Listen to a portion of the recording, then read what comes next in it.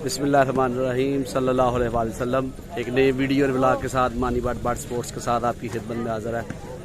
आज पहुंच चुके हैं जनाब हम किंगरा की सरजमीन पर और इधर आपको खिलाड़ियों से मिलवाते हैं जी। हमारे साथ मौजूद हैं जी। अस्सलाम वालेकुम जनाब। जी वालेकुम सलाम। अमर भाई की हाल है? ठीक हो? सेहत कितना ठीक ने? शुक्र है अल्हम्दुलिल्लाह। अपने सुनाओ जी। तुहानू सियालकोट की सरजमीन किंगरे ते जनाब वेलकम करने माड़ा ग्रुप, ठीक है, सारियां दा दोस्त, सारियां दा सज्जन माड़ा ग्रुप जनाब। उन्हां दी सरप्रस्ती च तुसीं अज आए हो किंगरे दी सरजमीन ते सैटिंग दे बारे दसो ना अपनी। सैटिंग फैसल बरियार ते मैं दो वही फिलहाल फैसल बरियार साडे पिछे ने माशाल्लाह, कद भी एडा वड्डा ते फिर भी पिछे। फैसल भाई की हाल है? ए पिछे रहंदे ने जी। फैसल भाई की हाल जे? ठीक हो? जी जी अल्लाह शुक्र बात। ए जनाब तुसीं लैके आ गए उस्ताद मोहतरम जनाब अमर भाई नू है ते गर्मी इन्नी शदीद है। नहीं हुण हवा चलदी पई है। वाह जी वाह। ज्यादा सी बड़ साहब ते आज जरा नार्मल है। आज नार्मल हो गई है ते मैच कितना जनाब दसो ना जरा आवाम नू थोड़ा जिहा। अगे भी जनाब दस्सिया ओए अगे छड्डो छड्डो अगे दी हुण फेर दस दवो केड़ा इत्थे पैसे लगदे ने ना पुछया करो। ते फैसल भाई तुसी किथे हो जनाब? घट लभदे पे आवाम नू। आवाम पुछदी किथे गए चौधरी साहब? जरा दसो ना। घरेलू मसरूफियात दी वजह तो जेड़ा अपनी टीम है कि नहीं आ रहे ते हुण कोई जेड़ा आ रहे हैं इंशाल्लाह। आस्ता आस्ता आ रहे ने इंशाल्लाह। थोड़ी जी फिटनेस जेड़ी कमजोर थी, फिटनेस खुराक इन्हां दसी है। ओ जेड़ी खुराक तुसी कहंदे नहीं दसनी ओ दस दित्ती है ना। आपने इस्तेमाल कीती है हुण अच्छा। माशाल्लाह फिट ने ते हुण सानू भी दसी ने। चलो जी ठीक हो गया जी।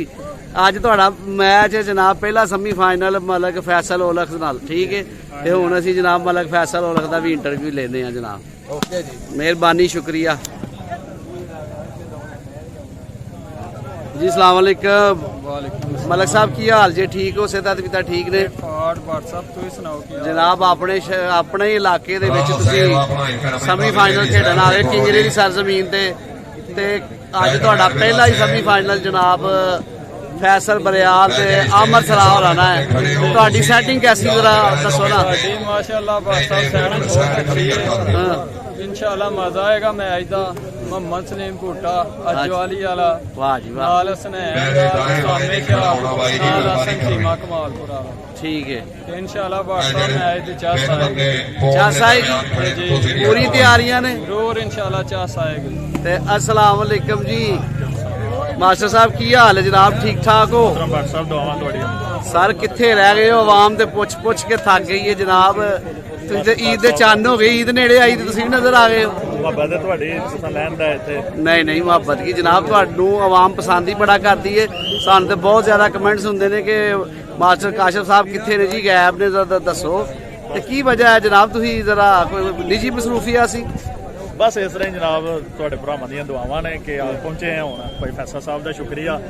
साल हो गया दूर सां ते हुण अज तक धक्के नाल जरा ना लैंदा ते गेम जाओ ते हुण बाकायदा जेड़ा ना बाजमात हो के फिर गेम शुरू इंशाअल्लाह जी। अल्लाह ताला खैर रखे, अल्लाह ताला जिंदगी सेहत दे। दुआ शुआ करया करो साडे लई जनाब। क्यों नहीं जनाब, अल्लाह जी शुक्रिया जेड़े सपोर्ट करदे ने मैनू, मेरे भरा ने जी। बिल्कुल हर जगह शुरू तो तुहानू पता है मैं उन्हां नाल ही खेडदा जी। भाई कमाल दे मेरे नाल बड़ा प्यार रखिया, अज तक जो भी गल इन्हां लबां तो निकली है भाई कमाल पूरी कर देना। उन्हां दी मोहब्बत है कि शुक्रिया, तुहाडा शुक्रिया जनाब। नहीं शुक्रिया नहीं जनाब, तुसीं माशाअल्लाह साडी जिंद जान हो जनाब।